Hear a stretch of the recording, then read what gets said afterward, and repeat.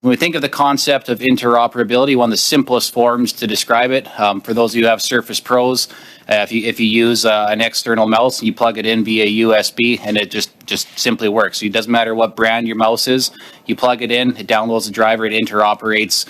It's basically like a plug-and-play type concept, and that's one of the simplest ways to describe how interoperability is and how it should seamlessly work. For something like computer hardware, though, there hasn't been as much of an issue. The market incentive favors allowing interoperability between different brands, and everyone is better off for it.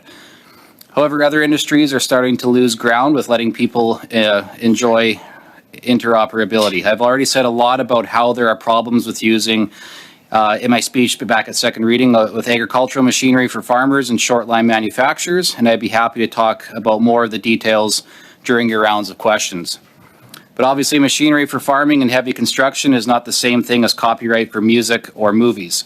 The nature of the business and products involved are quite different.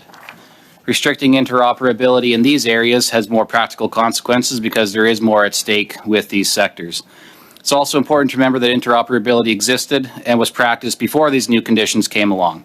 What Bill C-294 proposes to do is not anything new, and instead it is trying to close a loophole and bring back what farmers and manufacturers were always allowed to do. It's an acceptable and perfectly normal thing that should not be treated as if it were part of a black market. Until we return to the clarity of a simpler time, we're leaving people in an awkward, arbitrary, and inconsistent position. Bill C-294 is our opportunity to update the Copyright Act with a small, limited amendment. As far as I'm concerned, it's just common sense. With your support and the rest of our colleagues in the House, we can make a simple fix that will support Canadian consumers and industry.